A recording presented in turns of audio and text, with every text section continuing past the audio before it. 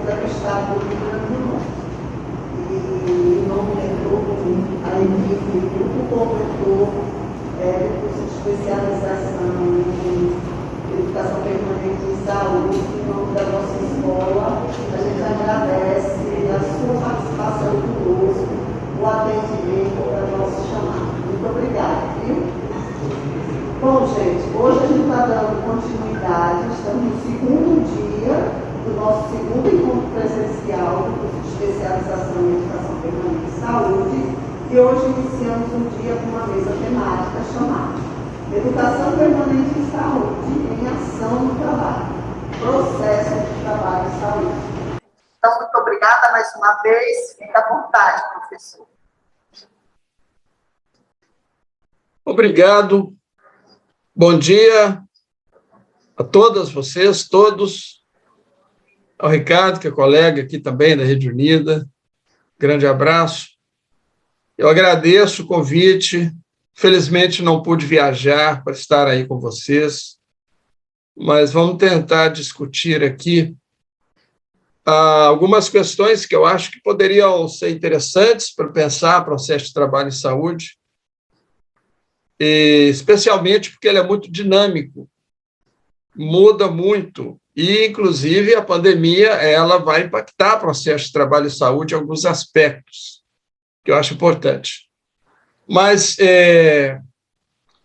o que eu pensei, nós começamos discutindo um pouco a diferença de processo de trabalho e saúde com outros processos de trabalho, e, a partir dessa diferença, nós avançamos no sentido de como que se dá o processo de aprendizagem, de ensino, associado ao trabalho e saúde, né, que é o tema da educação permanente. Eu vou falar um pouco de tempo, mas para aquecer a nossa discussão e apresentar algumas questões, e eu acho que nós podemos, na sequência, abrir para questões, né, que vocês tenham para colocar. Estão me ouvindo bem? Tá bom, então.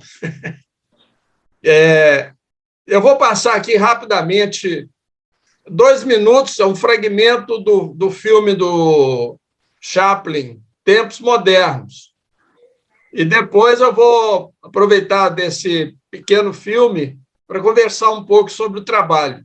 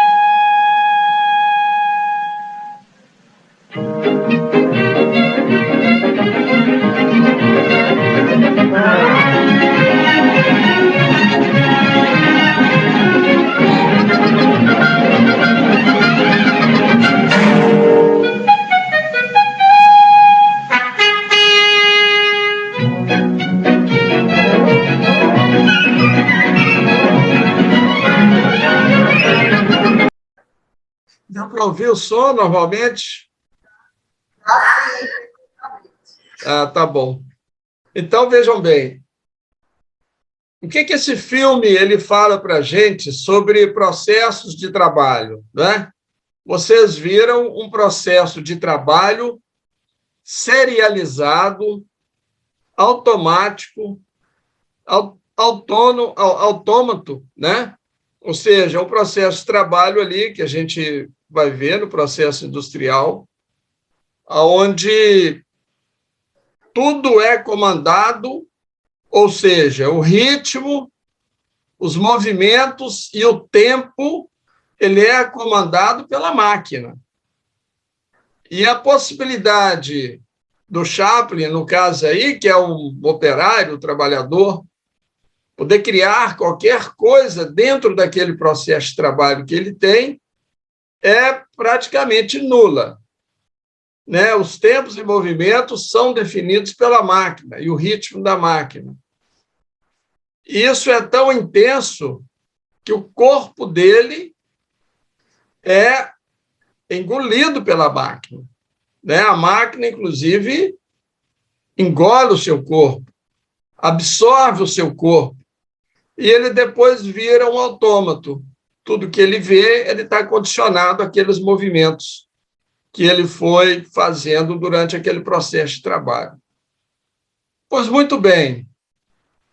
O que eu gostaria de tirar de questão a partir daí? Queria tirar o seguinte, que os processos, nós, quando trabalhamos, o processo de trabalho nosso, originalmente, quando a pessoa trabalha, ela tem um certo grau de liberdade no seu processo de trabalho que ela usa para criar coisas. E até na própria indústria, na origem da indústria, por exemplo, cada objeto era feito como cada objeto, era singular. E a relação de um trabalhador com aquele objeto era quase de um artesão. Ele conseguia fazer os objetos aplicando no objeto a sua criatividade, a sua inventividade. Mas o processo industrial, especialmente o desejo da indústria, dos industriais, de aumentarem produtividade nos processos industriais, eles entenderam o seguinte: se deixasse o trabalhador livre para criar seus objetos, ele não ia ter uma grande produção. Para ter uma grande produção, era necessário organizar, definir os tempos e movimentos do seu trabalho. Então, olha só, o que a indústria faz no início do século XX é aprisionar, capturar o trabalho das pessoas. E essa captura vai se dar regulando tempos e movimentos. E a forma mais eficaz de regular os tempos e movimentos e capturar o trabalho das pessoas é a esteira rolante, como vocês viram. Então, aquela esteira que é comandada por alguém de fora vai dando ritmo e todo o trabalho daquele trabalhador ele é capturado pela esteira. Então, ele vira apenas mais uma peça, quase mais uma peça. Então, vejam bem, o trabalho, no seu exato momento de produção e criação, é o que nós vamos chamar de trabalho vivo, que é um conceito que o professor Emerson Menry, ele toma esse conceito, que é um conceito do Marx, quando Marx estudou esse processo de produção fabril, aplica no campo da saúde.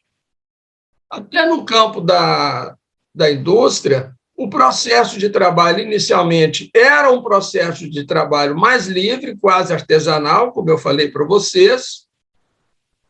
Então, o trabalho vivo do trabalhador, que é aquele trabalho no seu exato momento de criação e de produção, ele tinha possibilidade e liberdade de criar durante o seu processo de trabalho. Quando os industriais percebem isso, eles querem ganhos de produção, eles falam: nós não podemos deixar o trabalhador livre para decidir a forma das peças, as cores e a sua criatividade. Então, aprisiona o seu processo de trabalho, aprisiona esse trabalho vivo, através da esteira rolante, regulando os tempos e movimentos. Ele condiciona o trabalhador a fazer aqueles tempos e movimentos adequados em que ele comanda, vamos dizer assim, o processo de trabalho do trabalhador.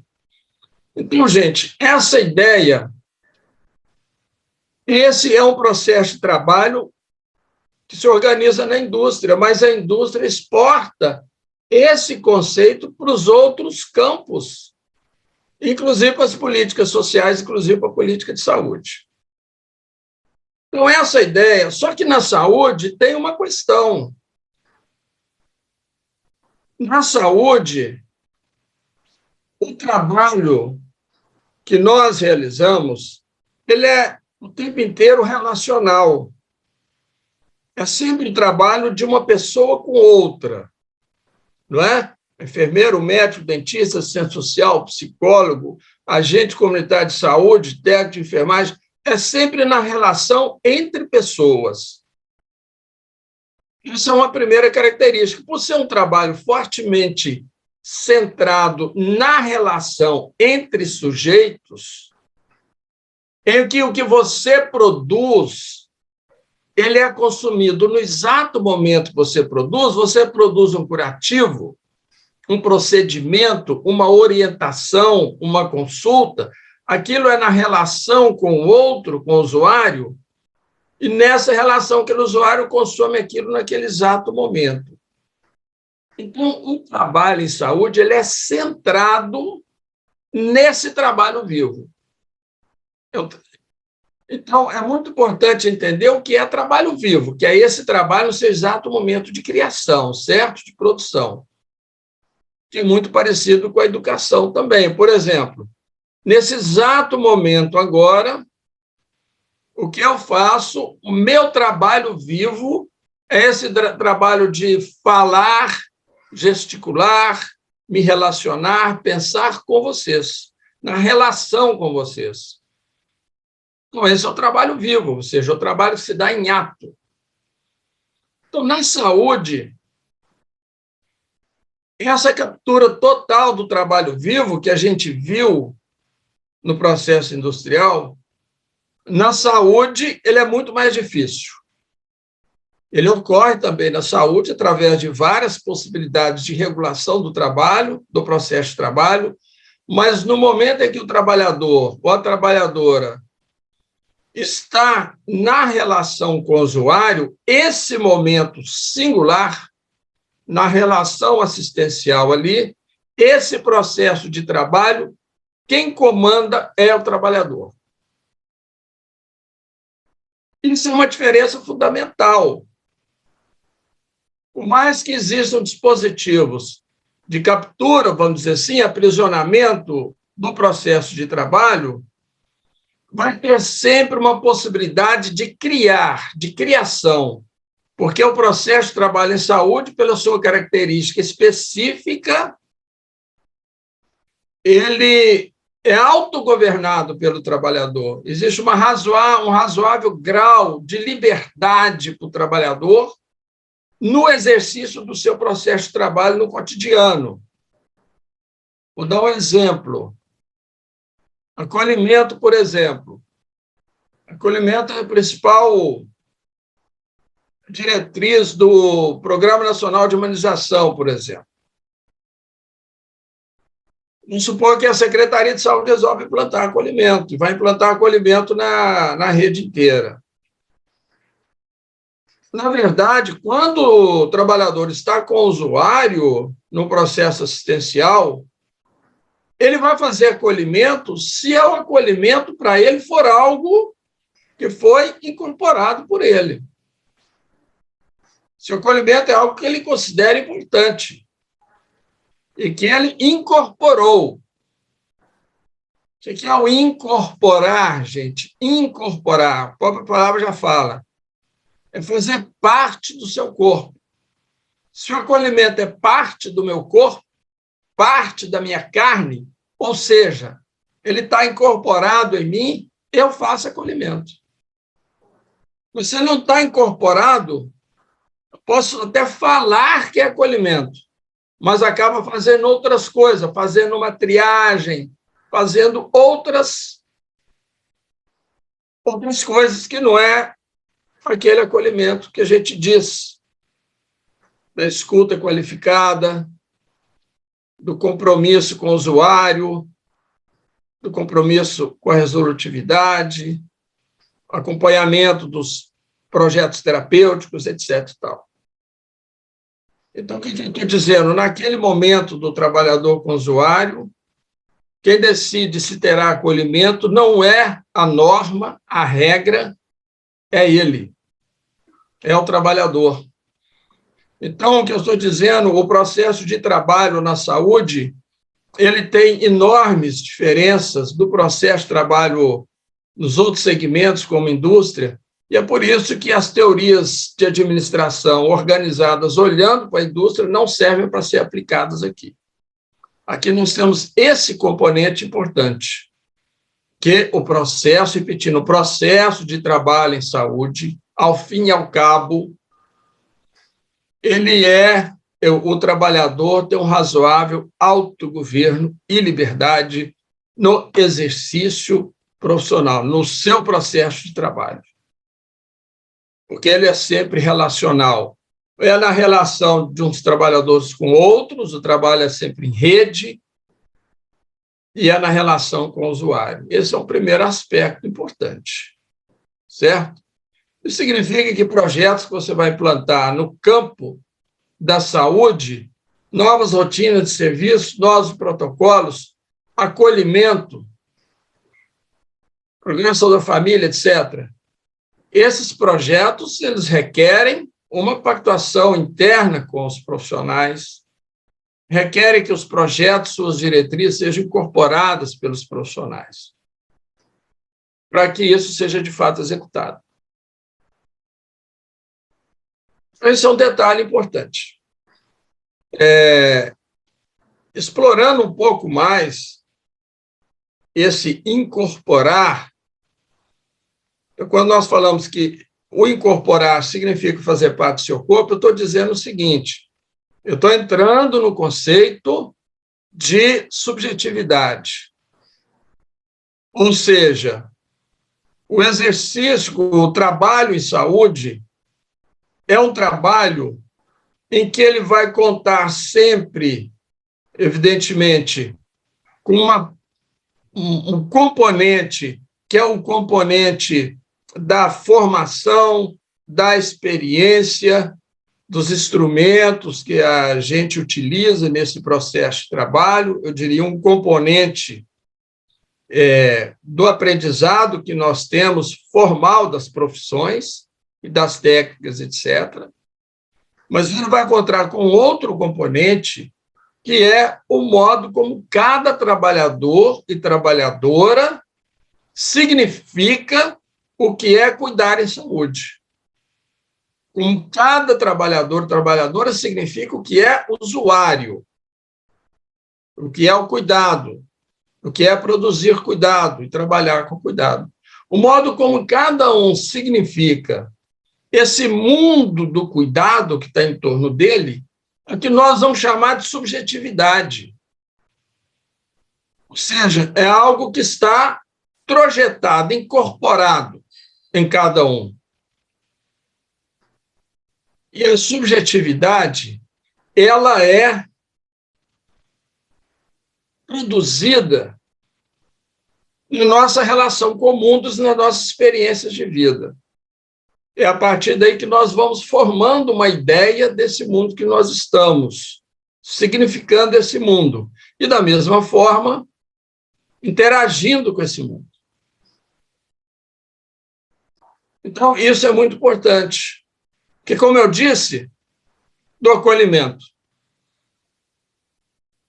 Eu já vivi experiências, por exemplo, de rede de saúde que fez curso de acolhimento para implantar acolhimento. Estou citando um exemplo aqui, um parênteses, para ilustrar o que é a subjetividade e quanto ela interfere nesse processo de trabalho.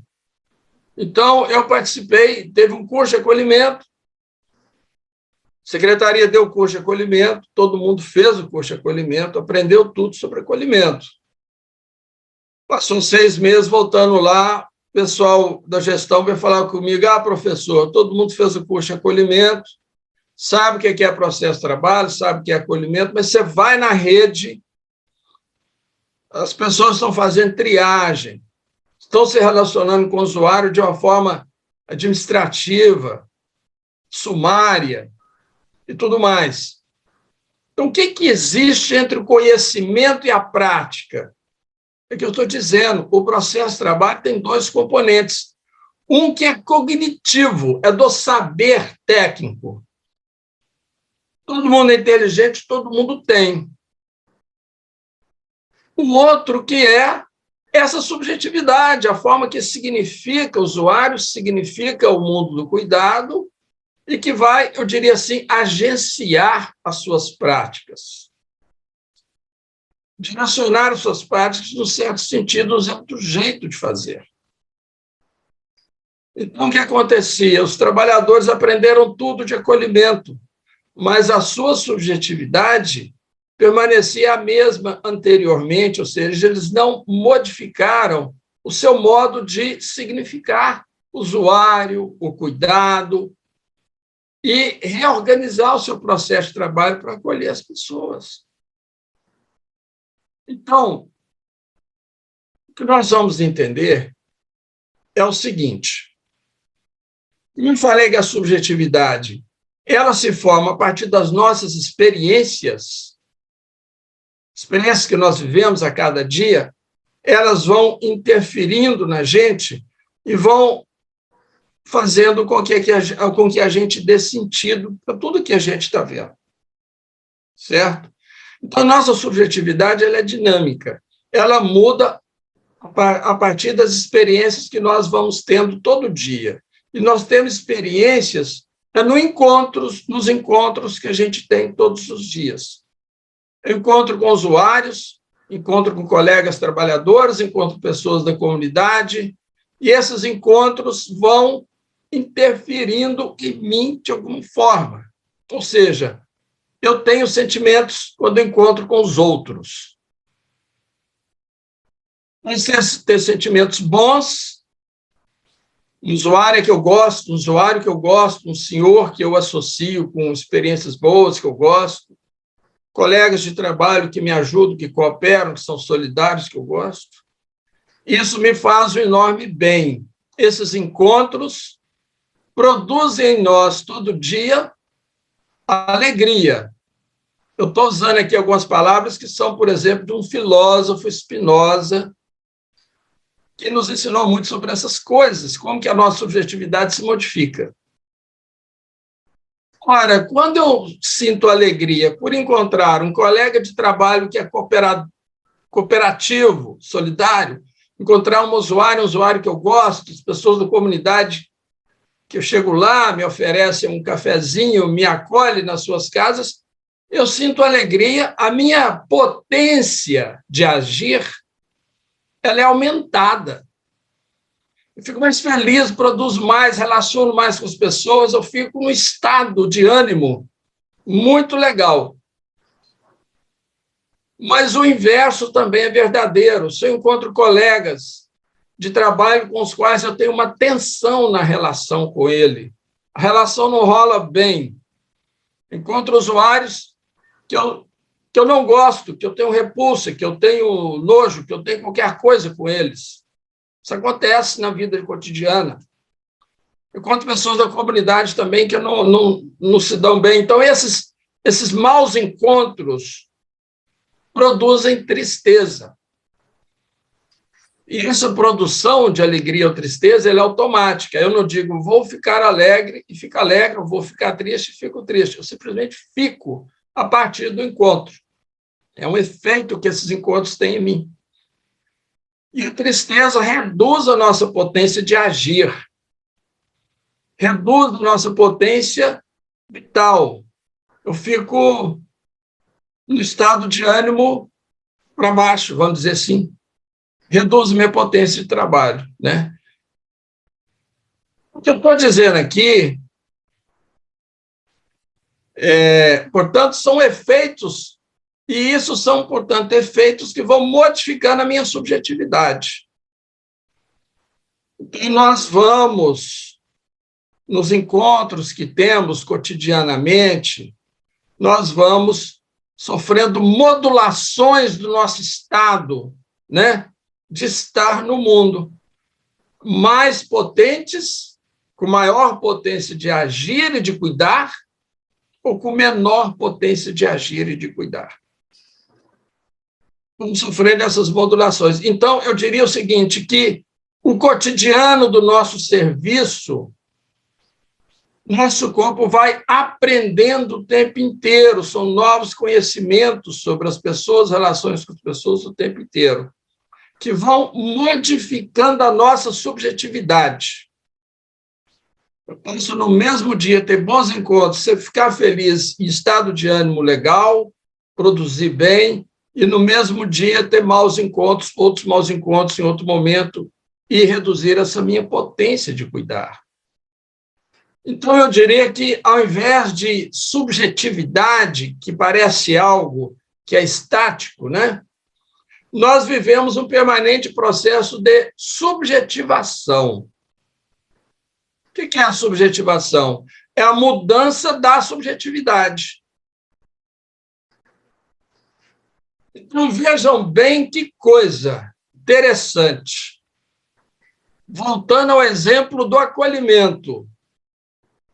Aquela rede de saúde que fez o acolhimento, implantou acolhimento, deu curso de acolhimento, e viu que não funcionou depois, que as pessoas falavam que é acolhimento, mas era uma salinha de triagem, já tinha plaquinha de acolhimento, mas chegava lá uma sala de triagem, atendimento sumário às pessoas e tal.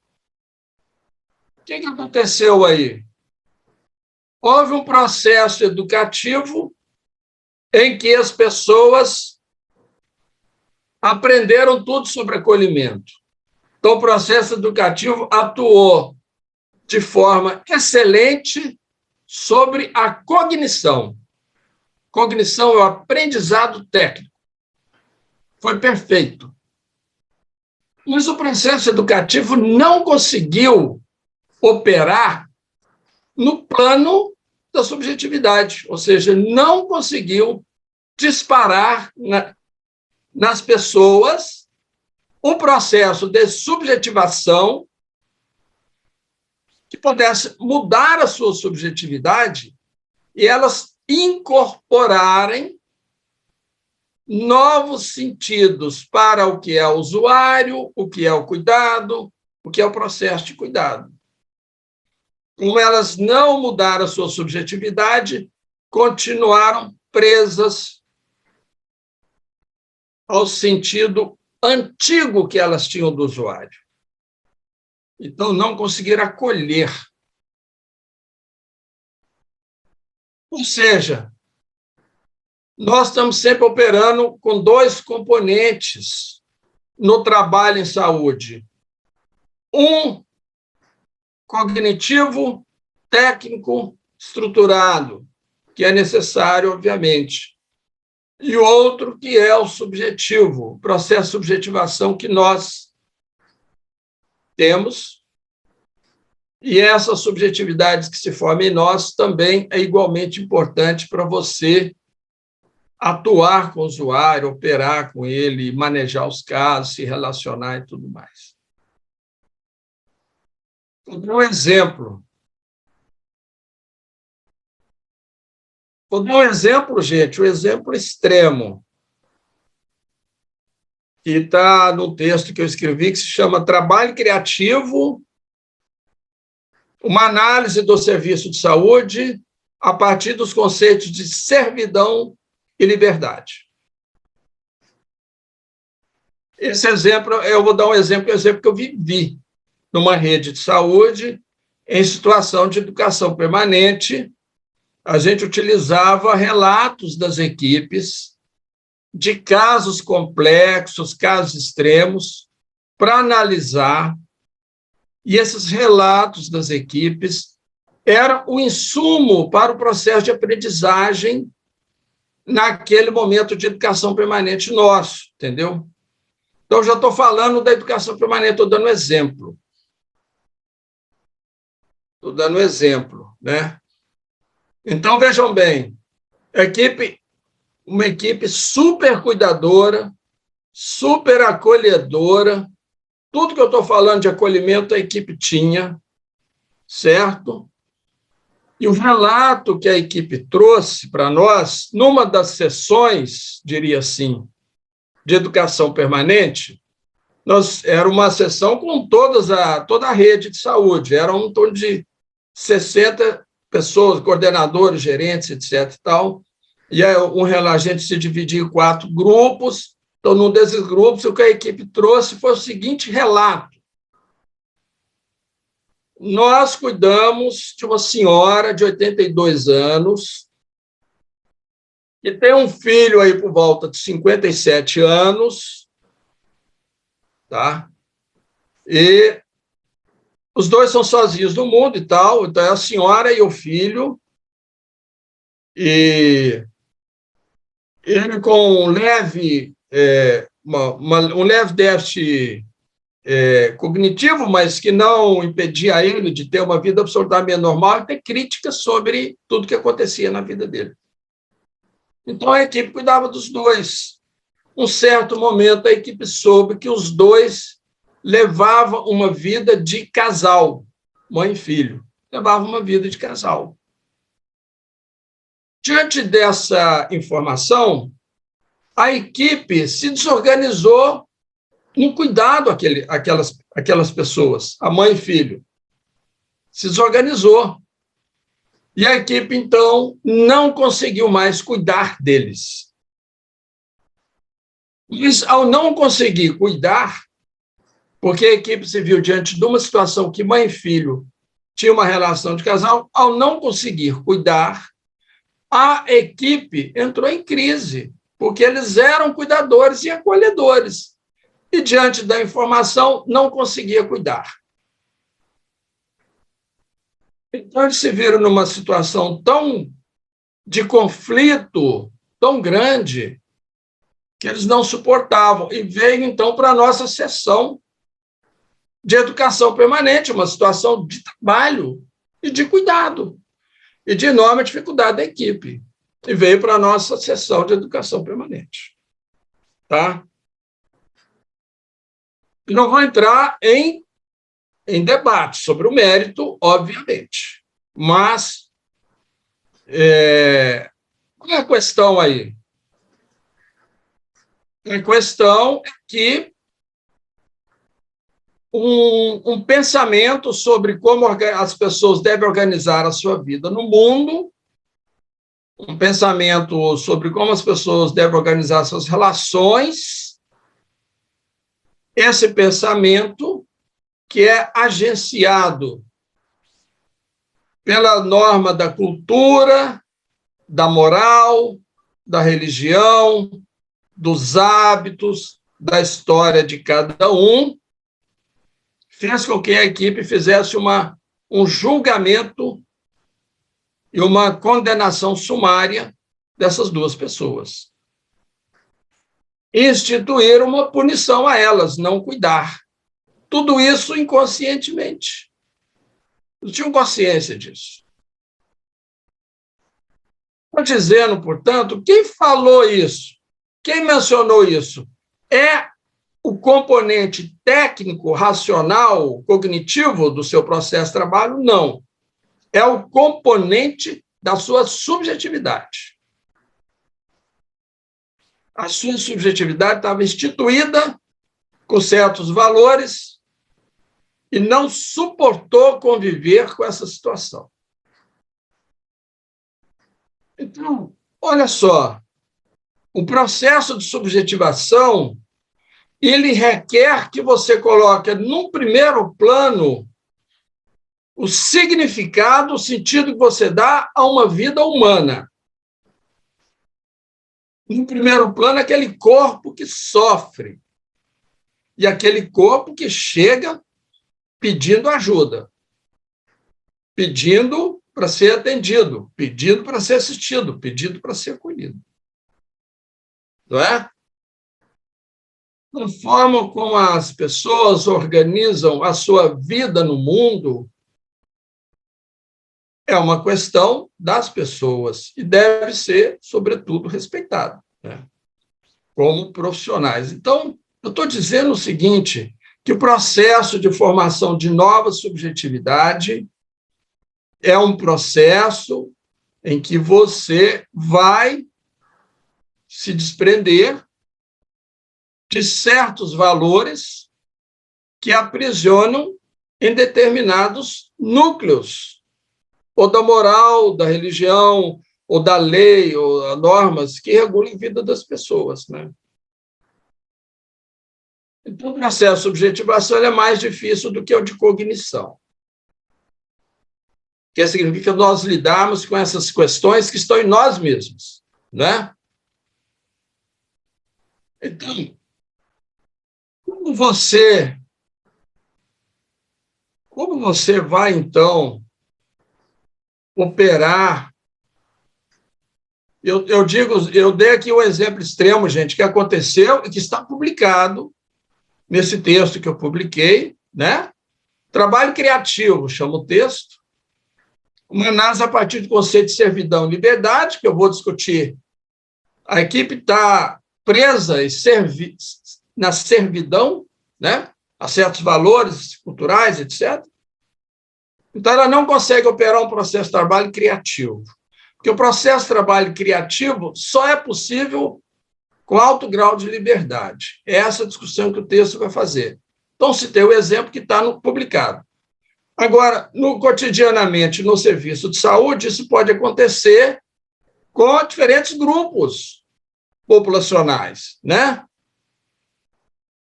Chega alguém que é usuário de droga, você identifica que é usuário de droga.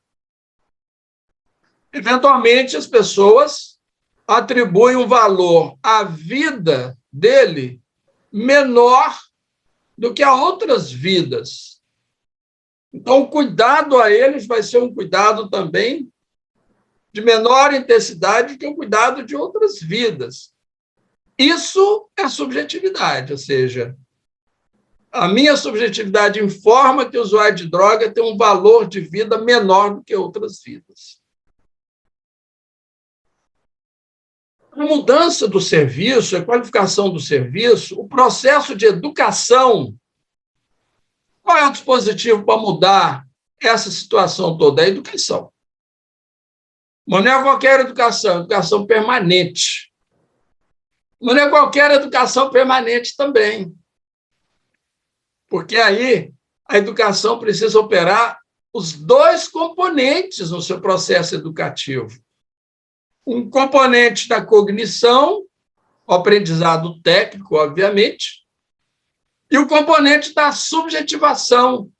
Nossos processos educativos devem conseguir operar também no plano da subjetividade e disparar processo de subjetivação naqueles que a gente está trabalhando a educação com eles. Esse é um grande desafio da educação no nosso tempo. Porque faz mais de 300 anos que nós temos um modelo de conhecimento que apenas reconhece conhecimento como esse processo cognitivo que nós temos. O técnico, o demonstrável, o visível, o material. E o conhecimento que é do plano do imaterial. Nosso corpo tem um componente sensível, afetivo, subjetivo, não visibilizado, imaterial, é conhecimento também. Então, quando nós pensamos no processo educativo que deve operar os dois componentes, o de cognição da subjetivação, nós estamos também rompendo com mais de 300 anos de normatividade de um certo tipo de educação. E propondo um outro tipo de educação. E propondo um outro tipo de ciência e um outro tipo de conhecimento. Nós estamos propondo, discutir nesse plano, um outro tipo de conhecimento, que é a ciência intuitiva. Ciência intuitiva é também um conceito desse filósofo que nasceu em 1632, em 1677, na Holanda, que se chama Spinoza. Eu vou dizer, olha, a ciência intuitiva é esse conhecimento que o nosso corpo subjetivo tem. É o conhecimento da subjetividade, do processo de subjetivação, que diz respeito ao nosso corpo afetivo, nosso corpo sensível. Um grande desafio do nosso tempo, no processo educacional, e eu diria da educação permanente, é operar esse conhecimento, tanto da cognição quanto da subjetivação. Como que nós podemos fazer isso? A educação permanente acerta muito, né? Desde sempre, em dizer, nós fazemos isso utilizando da experiência cotidiana do trabalho, por exemplo. Uma experiência cotidiana de trabalho pode ser um excelente insumo para o processo de aprendizagem e de ensino. Porque, como nós já vimos, eu já falei aqui para vocês, a subjetividade ela se forma a partir das nossas experiências. Se a subjetividade se forma a partir das nossas experiências, eu tomando as experiências de vida, do cotidiano, experiências do trabalho como insumo para o processo de aprendizagem, eu tenho a possibilidade de mudar esta subjetividade. A possibilidade de criar processo de subjetivação, que é a mudança da subjetividade. Então, a gente vai perceber o seguinte: trabalho e educação são duas questões, para mim, indivisíveis. Indivisíveis, inseparáveis. O processo de trabalho em si, ele é um processo também de conhecimento e de aprendizagem.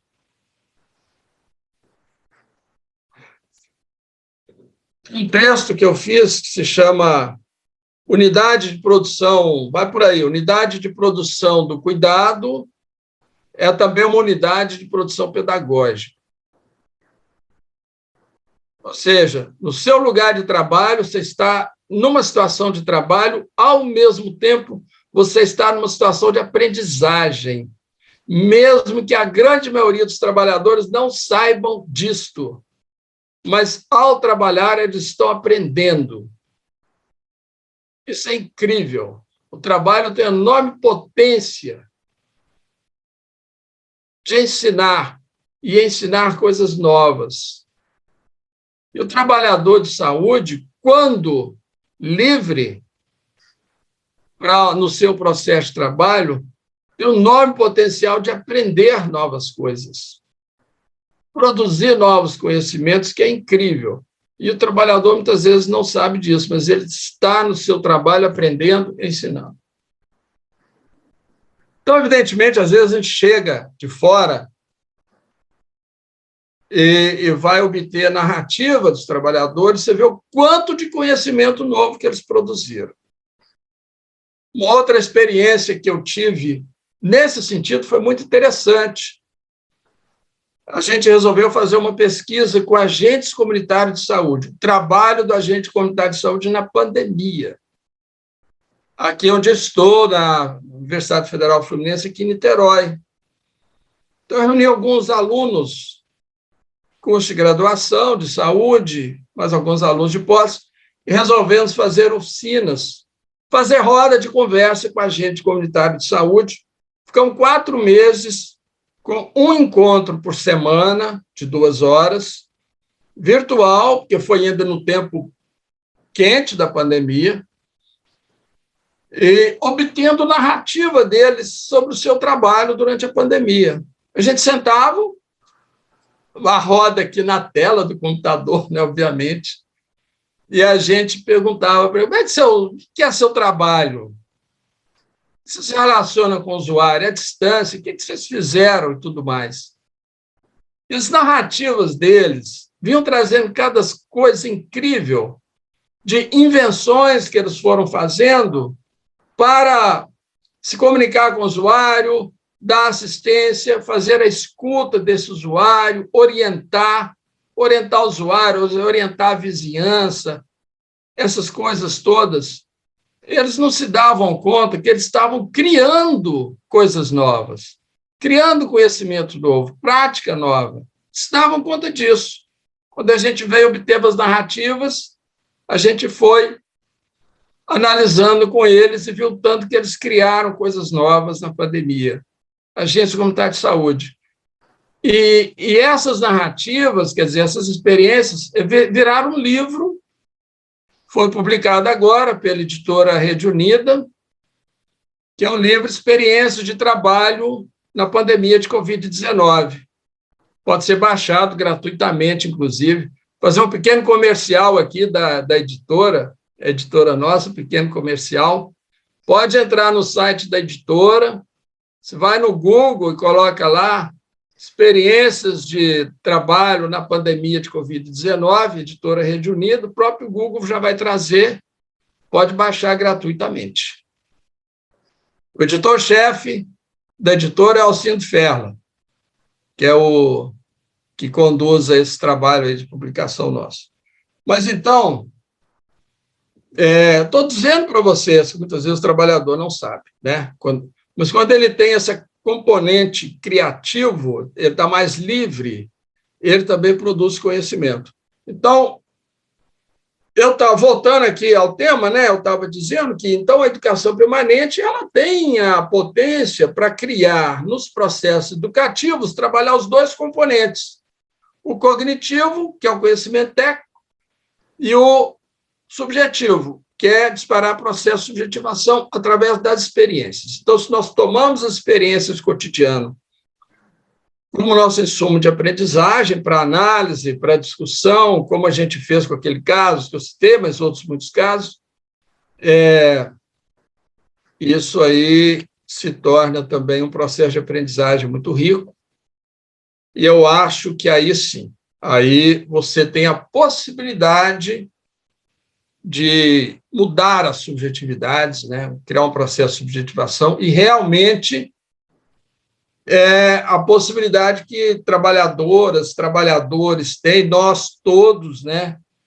De incorporar novos conceitos, incorporar novas práticas, incorporar novas visões de mundo, incorporar novos sentidos para o usuário, para o cuidado. Incorporar, eu insisto, é aquilo que passa a fazer parte do nosso corpo, parte da minha carne. O que é parte da minha carne, eu consigo fazer. Eu consigo transformar em práticas cotidianas. Mas o que não for parte apenas de um órgão da razão, não necessariamente eu vou conseguir operar no meu cotidiano. Então, é isso. Experiências de cotidiano são grandes insumos de aprendizagem, da educação permanente. Podem criar essa nova experiência de aprendizagem, processos de subjetivação associados ao de cognição. Por isso que eu digo, a grande escola que a gente tem do SUS são as redes de saúde. A grande sala de aula é uma unidade de saúde, uma equipe de saúde da família, é uma grande sala de aula. Nós temos que entender isso, que o conhecimento da prática, da experiência, é um conhecimento nobre. Olha que coisa riquíssima que a gente viveu, fazendo rodas com a gente de saúde para ter a narrativa deles do seu trabalho na pandemia. Foi de uma riqueza enorme. mostra o quanto que o nosso chão de fábrica ele é um lugar de aprendizagem e de ensino, né? Ele é uma sala de aula, uma grande sala de aula. O dia que a universidade, os acadêmicos, deixar a sua soberba e achar que o conhecimento está na universidade, o mundo muda, entendeu? Nesse sentido. Precisamos compreender o quanto de conhecimento que existe é no cotidiano, é na realidade, é na prática de todo dia.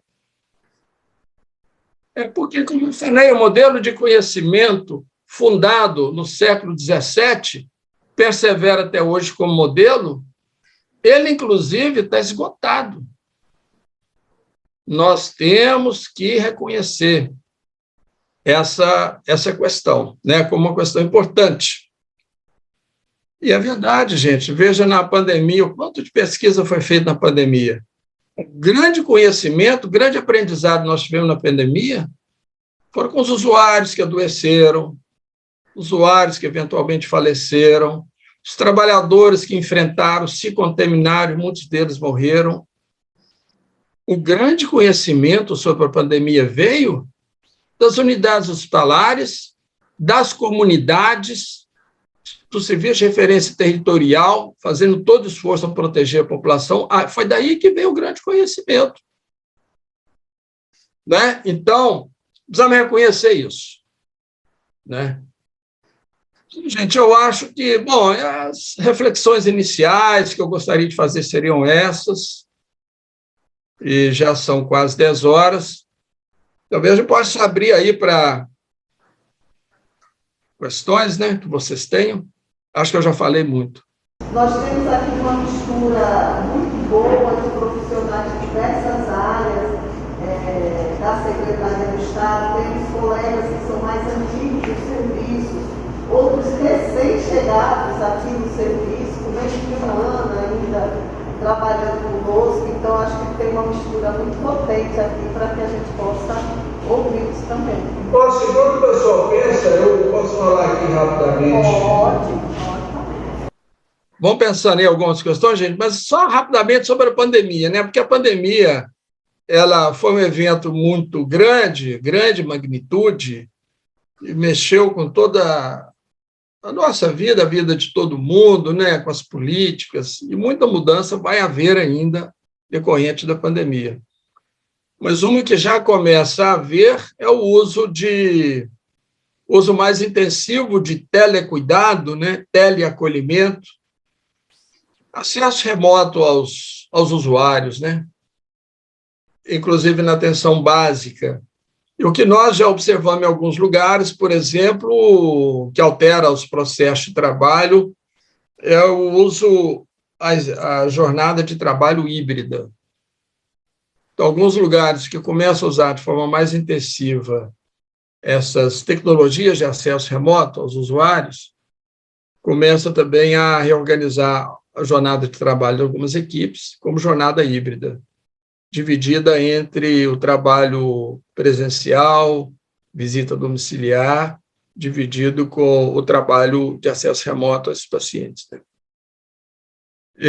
Então, eu acho que e a outra questão importante também, que a pandemia deixou muito claro, é que serviços que fizeram aposta no cuidado junto das comunidades, inclusive relacionando-se com as comunidades, tiveram melhor desempenho na proteção aos seus usuários, né? Então, eu acho que a gente vai ter um debate importante aí, agora proximamente, um debate, em primeiro lugar, que é os efeitos do telecuidado na atenção primária, né? E já comecei a pesquisar sobre o tema.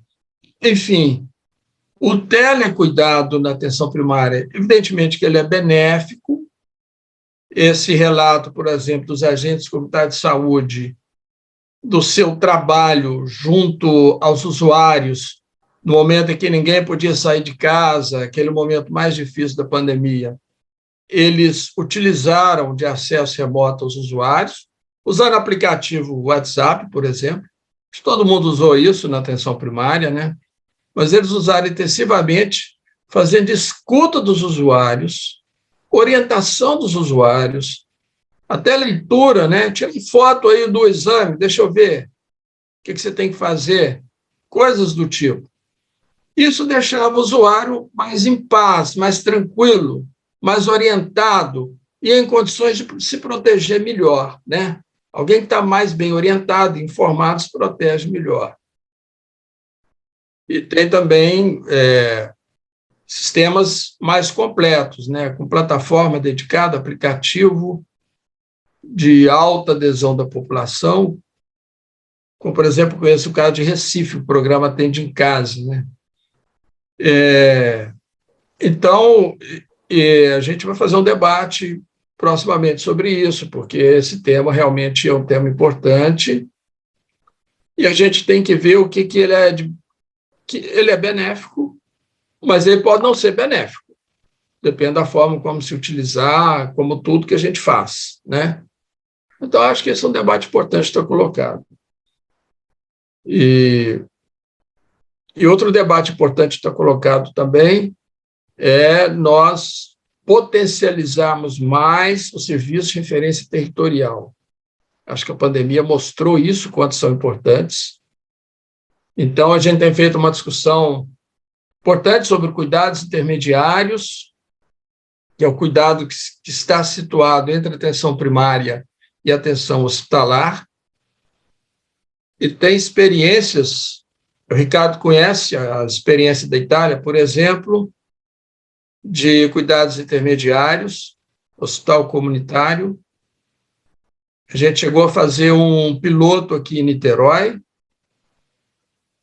e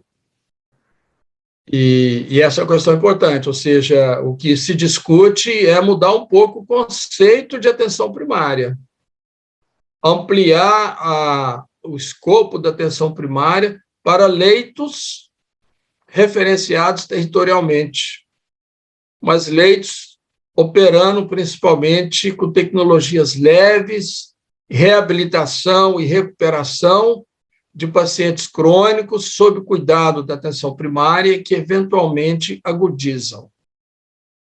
Então, é um semiagudo ou um agudo indicado pela saúde da família, né? Ou egresso de internação hospitalar com baixa autonomia. Então, um recurso que a gente não tem no SUS, que são os cuidados que se colocam entre a atenção básica e hospitalar, e eu acho que é um recurso que vem no sentido de cobrir uma lacuna que nós temos no nosso sistema de saúde.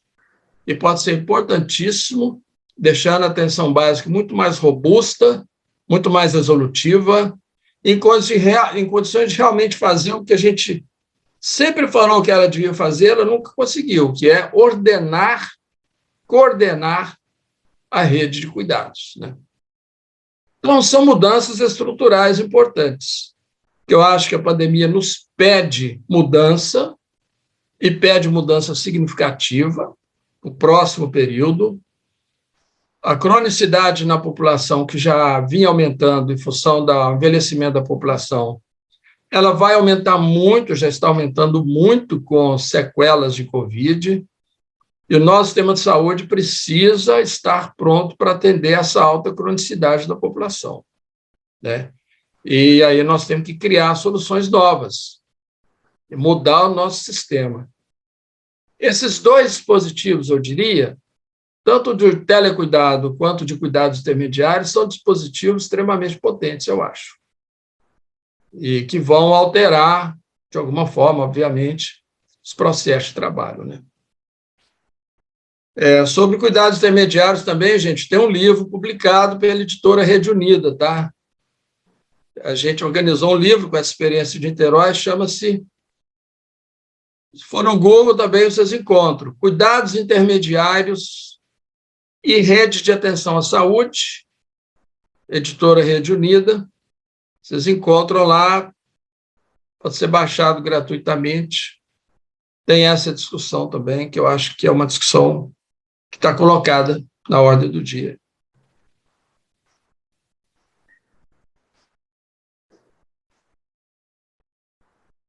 Bom, gente, falei muito. Agora, se vocês tiverem questões, estou à disposição.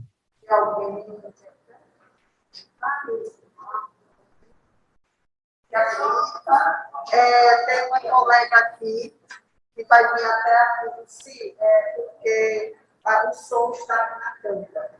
Então, aí é emoção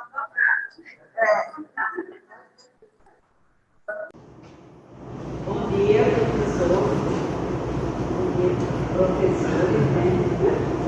Bom dia, plateia. Primeiro, Bom dia. Parabenizar pela excelente explanação. E, assim, não é um questionamento, mas uma concordância com tudo que foi falado. Eu digo muito que a nossa história se divide em antes e depois de Cristo. Mas a nossa vida, principalmente como profissional de saúde, usuário do SUS, ela hoje se divide em antes e depois Covid. Então, como a gente está em educação permanente, nessa especialização de educação permanente, instigados a pensar em processos de trabalho, em mudança, em adequação, porque mudança é um nome forte, mas aí eu concordo com o que foi explanado aqui, no sentido de que precisamos pensar em processo de trabalho, sim, porque o Covid, nós estamos conseguindo superar e vencer e se adaptar. Graças a Deus, o ser humano ele é adaptável a tudo, as situações boas e as situações difíceis. Mas precisamos ter um olhar enquanto profissional de saúde para o que vai vir, que são as sequelas Covid.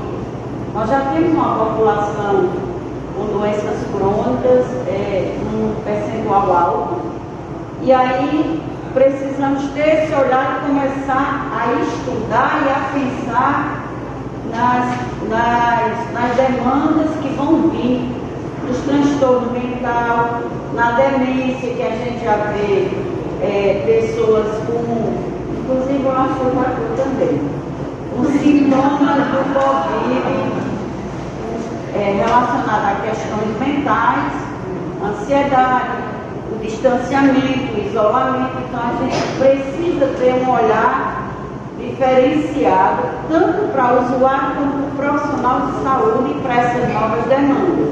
Então é um novo processo de trabalho, sim, que precisamos repensar.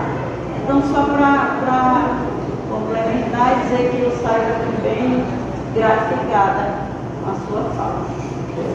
Bom dia, professor Júlio. Bom dia. Bom dia. Meu nome é Agatha, eu sou médica do trabalho na CESAP, sou médica residente em Medicina de Família e Comunidade pelo UFRN e sou médica da Força Aérea Brasileira.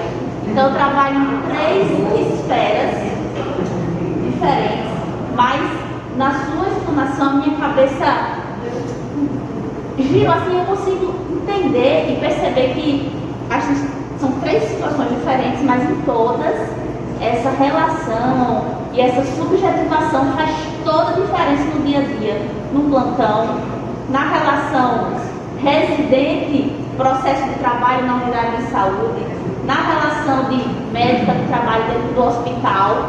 E a minha pergunta era saber se o senhor tem algum relato de alguma experiência, ou pesquisa, ou até algum artigo que já tenha sido publicado, de uma experiência relativa ao que o senhor citou, que se faz uma formação sobre acolhimento e a gente chega lá e vê a viagem. Se faz uma formação sobre algo que é subjetivo e nós, profissionais técnicos, acabamos priorizando a conduta técnica, a viagem, a pressão, paciente azul, verde, vermelho, vai para ali, vai para lá e tchau. O senhor tem algum relato de trabalho em alguma equipe ou em algum serviço, de formação, de tentar, enfim, ajudar a gente a melhorar isso aí? Mexer, de orar. Wagner, esse processo de mudança, eu tenho, assim, já vi lugares, né, em que os profissionais foram ganhando capacidade ganhando mudança, né? Foram se modificando na medida em que foram se dando conta do seu próprio processo de trabalho. Agora, o mais importante é procurar trazer essas experiências para análise, as experiências do próprio processo de trabalho, né? Eu vivi uma experiência que foi muito interessante nesse sentido. A gente usa, às vezes, quer dizer, os processos de educação permanente, a gente usa de diversos dispositivos para ativar a discussão, a análise, sempre voltando para as experiências cotidianas. Um deles é esse que eu citei. Estudos de casos extremos que as equipes estão lidando e que é difícil para as equipes, a gente traz para análise e isso vira um processo interessante, né? Porque vai descobrindo quais são os elementos que estão, de alguma forma, travando a própria equipe, que a própria equipe, às vezes, não conhece. Outro dispositivo que a gente usa é uma ferramenta que é o fluxograma analisador. O fluxograma é o desenho a expressão gráfica de um processo de trabalho, por exemplo, o percurso que o usuário faz numa unidade de saúde. Se você imagina que o usuário chega numa unidade de saúde buscando um atendimento qualquer, e você vai desenhar todo o percurso que ele fez, recepção, pré-consulta, consulta, procedimento, medicamento, grupo, exame, etc. e tal, você vai analisando esse percurso com a equipe. Também é outro dispositivo interessante, porque a equipe, na medida que ela vai falando do processo de trabalho, olhando o percurso daquele usuário, ela vai falando de um processo de trabalho que ela mesma executa. Então, isso aí dispara um processo de análise do fluxo assistencial, do percurso que o usuário faz, uma análise do contexto, mas isso dispara também um processo de autoanálise. Ou seja, se a equipe fala do processo de trabalho sobre o usuário, ela vai notar que em um certo momento ela está falando dela mesma. Correto? Concorda? Eu vou falar de um processo de trabalho sobre o usuário, mas eu é que executo o processo de trabalho junto com outros colegas. Eu vou chegar num certo momento e perceber que eu estou falando de mim mesmo, do meu próprio processo de trabalho. Então, essa tomada de consciência ajuda muito a desconstruir certos processos de trabalho, certas rotinas que estão naturalizadas, não é? E que muitas vezes são prejudiciais ao próprio usuário. Mas o trabalhador não está vendo que é prejudicial, porque são rotinas naturalizadas. Então, quando você põe em análise, utilizando uma ferramenta dessa como um fluxograma analisador, é como se colocasse um espelho diante de você. Você começa a se ver naquele espelho. O que você mesmo está fazendo e que pode estar eventualmente sendo prejudicial ao usuário. Então, por exemplo, participei de uma equipe que a gente fez esse fluxo. Quando a equipe foi relatando em detalhe o processo de trabalho, o fluxo do usuário, ela se deu conta que ela tinha criado tantas amarras para ele acessar, por exemplo, um procedimento de média complexidade.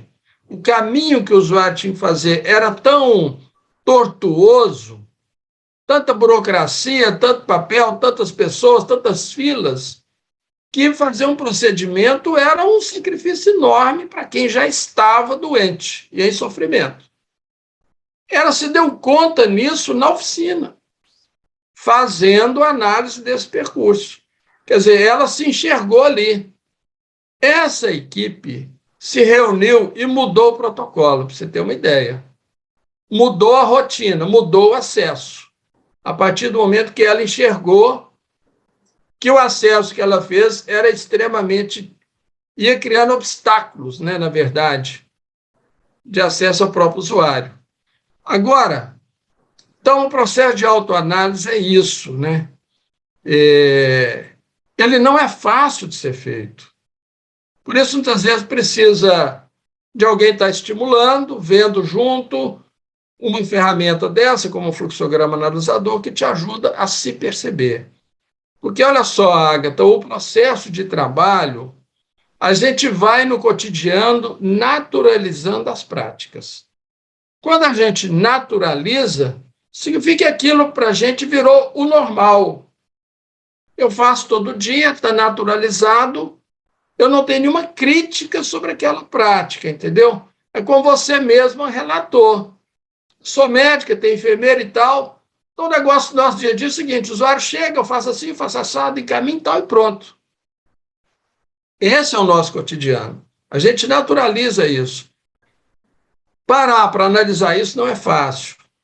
Analisar e ver que muitas vezes na sua prática tem coisas que não são legais para o usuário é mais difícil ainda. O processo de autoanálise é um processo difícil, porque é um processo que você acaba percebendo muitas vezes coisas que estão naturalizadas que não são legais, que vão pedir mudança, então te tira um pouco do conforto, né?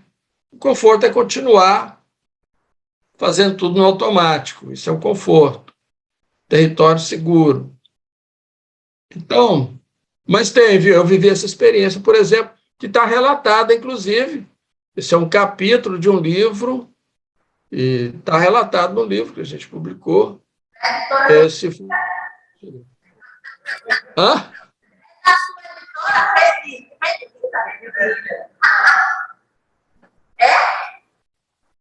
Eu não ouvi o que você falou, desculpa aí. O livro é da sua editora ou é de outra editora? Olha, a editora não é minha, a editora é da nossa entidade, tá? A editora Rede Unida. Mas esse livro não é de outra editora, esse livro é mais antigo. Esse livro chama Trabalho, Produção do Cuidado e Subjetividade em Saúde. O livro chama Trabalho, Produção do Cuidado e Subjetividade em Saúde. Esse livro é de 2013. A editora é a UCTEC, com H.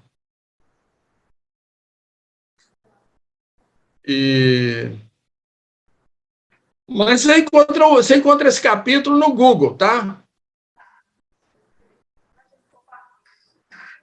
Se você colocar no Google fluxograma descritor para análise de processo de trabalho, o caso de Luz. Luz é o nome da cidadezinha, L-U-Z, Luz, M-G. Vai achar no... Tá? Vai achar no Google. Eu queria te fazer um pedido. Você podia falar assim, sobre a Rede Unida? Porque nós temos muitos alunos que são da gestão, são de outras áreas, tem área fora das ciências humanas, sociais da saúde. Só falar, apresentar um pouquinho a Rede Unida, a gente sabe que tem um congresso que combinou no início de resulta dia 14, mas só para apresentar um pouquinho a Rede Unida para a gente nessa sua apresentação que foi tão fantástica. Obrigada. Beleza. Tive uma ideia agora, a gente ainda tem um tempinho. Eu posso passar um vídeo sobre a Rede Unida de 10 minutos? Ótimo. Professor Túlio, enquanto o senhor separa o vídeo, né, só dialogando um pouquinho com sua fala, com o contexto da nossa especialização, né, aqui é a professora Maura. Eu estou aqui, enquanto Universidade do Estado, contribuindo com essa parceria com a escola na oferta da especialização.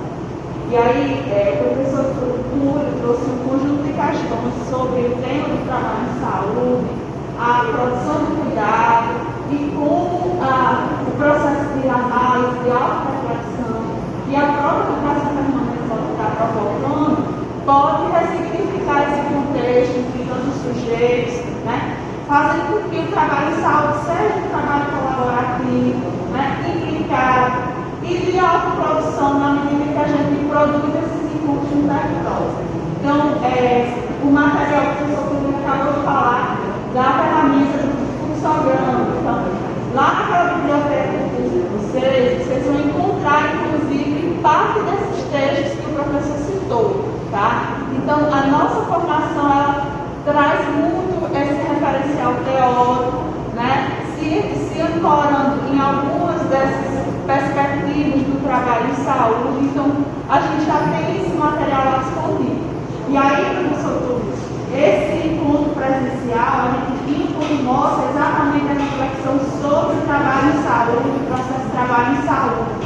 Ontem nós tivemos uma vivência a partir da vida do ponto, onde eles trouxeram alguns relatos, narrativas, de como tem se dado o trabalho em grupo nos territórios para estar desenvolvendo um conjunto de intervenções propostas nas atividades do curso e de tarde fizeram uma reflexão sobre o processo de trabalho em saúde, a partir de alguns conceitos estruturantes, mas também a partir do cotidiano de prática de cada um, né?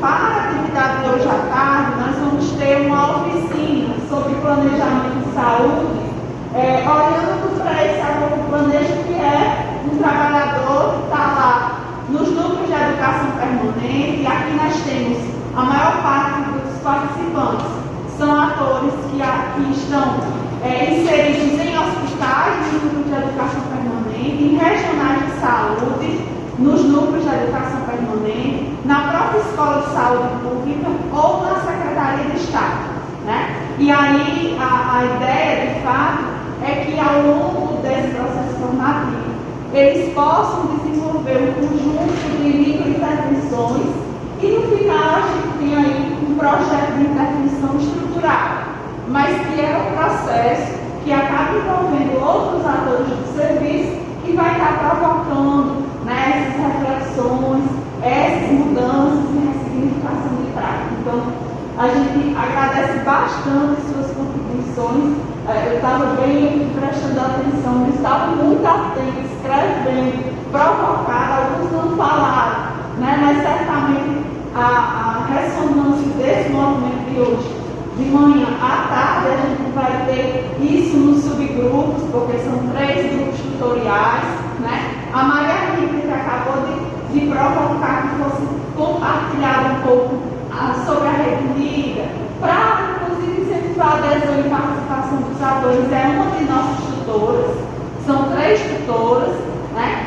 E, de fato, acho que foi muito oportuno, né, gente? Necessário esse momento com o professor Túlio Franco. O Ricardo é nosso consultor, ele está sempre aqui provocando, né, inquietando esses atores a partir desse modo que é a educação permanente de saúde e a construção da rede potiguar de educação permanente. Tá? Então, nossa gratidão, saudades, um abraço. E dizer a vocês, inclusive, que quando eu atuava lá na atenção primária na Paraíba, em João Pessoa, aquela ferramenta do fluxograma analisador, a gente trabalhava com o Túlio, da implantação lá do acolhimento com as equipes. Eu vivi tudo isso no território, que era nosso na época, dava suporte, a gente através de uma consultoria, de um curso de especialização, e de fato esse relato de que não adianta aplicar curso se a gente não provoca mudança, implicação, responsabilização, afetação dos atores, né? Realmente a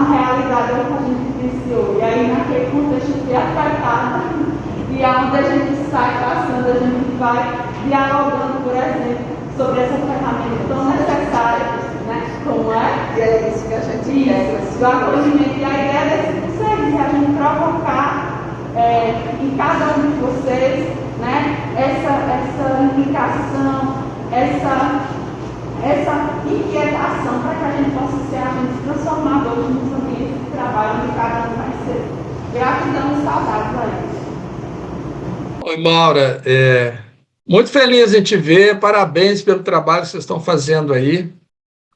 A experiência que a gente teve na Paraíba foi espetacular, esse curso de especialização que a Maura citou. É um prazer enorme estar aqui com vocês. Então, gente, o vídeo tem 4 minutos, são 10, 4 minutos sobre a Rede Unida, depois eu falo rapidamente sobre o Congresso, tá? O vídeo apresenta a Rede Unida. Conheça o movimento social Associação Brasileira da Rede Unida. A década de 80 foi marcada pela conquista da democracia e do direito à saúde no nosso país. Em 1985, durante o Encontro Nacional, um grupo de docentes, pesquisadores e profissionais da saúde criaram a Rede Unida. Mobilizados para a qualificação da educação em saúde, a Rede Unida participou da 8ª Conferência Nacional de Saúde, que foi um marco na história da saúde brasileira fundamental para a construção do SUS. Desde sua criação, a Rede Unida está implicada com as mudanças da formação e do trabalho em saúde e com a construção do Sistema Único de Saúde brasileiro. Em 1986, a rede organizou o seu primeiro encontro e, desde então, a cada 2 anos juntamos gentes para compartilhar os saberes, fazeres e lutas pelo direito à saúde e pelo SUS. Os congressos da Rede Unida mobilizam trabalhadores da saúde e educação, estudantes, usuários e movimentos sociais que militam cotidianamente na construção da política de saúde generosa que é o SUS. Atuamos pela transformação da formação e dos modelos de atenção à saúde, a partir do fortalecimento da participação social.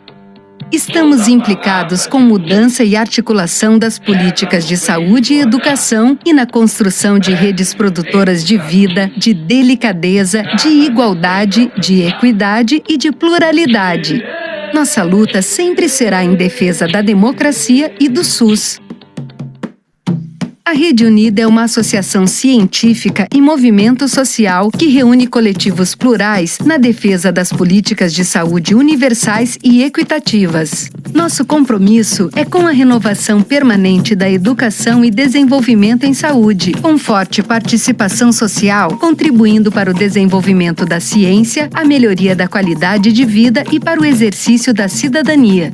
Nossas lutas são em defesa de sistemas públicos de saúde, de direito universal e participação da comunidade nas decisões das políticas, por políticas de educação e saúde inclusivas, que promovam a equidade de gênero, raça e diversidade cultural, pela justiça social, direitos humanos, justiça ecológica e direitos da natureza. Defendemos a integração entre instituições formadoras, redes de saúde e a população. E estamos implicados com a promoção de redes colaborativas e comunidades de aprendizagem com trabalhadores, professores, estudantes, gestores, movimentos sociais e populares. Defendemos o reconhecimento dos diversos saberes da experiência interdisciplinares e interprofissionais nas políticas de educação e saúde. A circulação e produção de redes de conhecimento e de vida mobiliza a editora Rede Unida, a revista Saúde em Redes, o Versus, os congressos. Somos Rede Unida nas regionais Norte, Nordeste, Centro-Oeste, Sudeste e Sul. No Fórum em Defesa dos Povos Originários, Fórum dos Direitos Humanos, da Diversidade e da Equidade de Raça e Gênero, no Fórum Internacional da Rede Unida. A Rede Unida somos nós que acreditamos no afeto como modo de produzir a educação e o trabalho na saúde. A Rede Unida somos nós, implicados com a solidariedade, a cooperação, a generosidade, a gentileza, as experimentações, os coletivos e as existências. A Rede Unida somos nós que insistimos na estranha mania de ter fé na vida.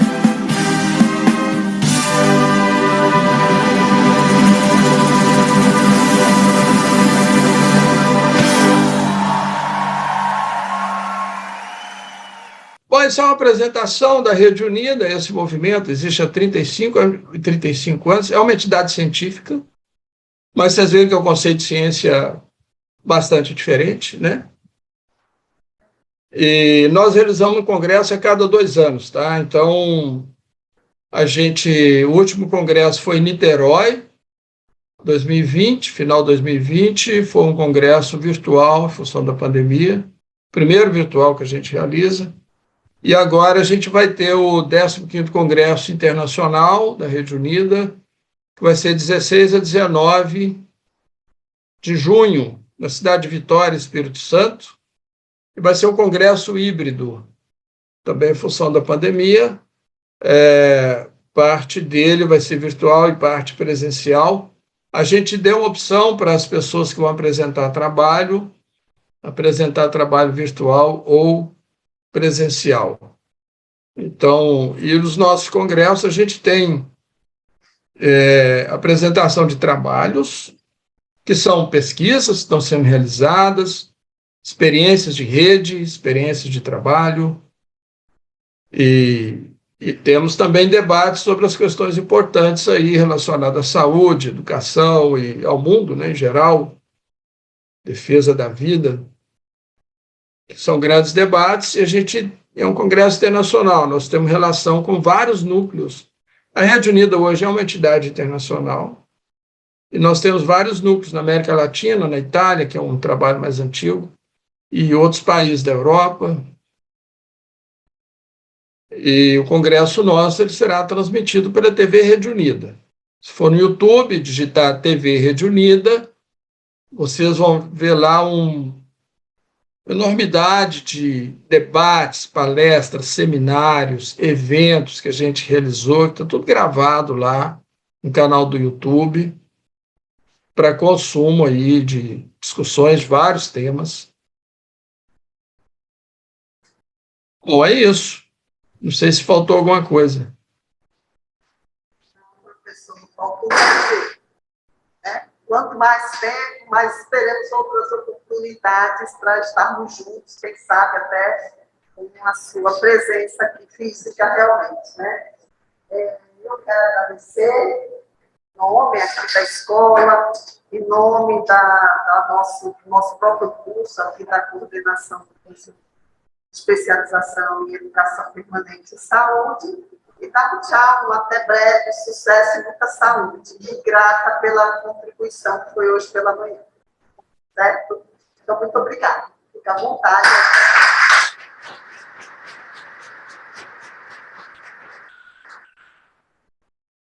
Muito obrigado, gente. Eu que agradeço a oportunidade. Fiquei muito feliz do convite de vir aqui hoje. E vocês estão de parabéns com o trabalho que vocês estão realizando. Muito obrigado. Grande abraço ao Ricardo aí, nosso colega que está aí com vocês. E eu espero uma outra possibilidade de ter condições de ir presencialmente. Nós podemos fazer essa discussão presencialmente, né? Muito obrigado, bom dia.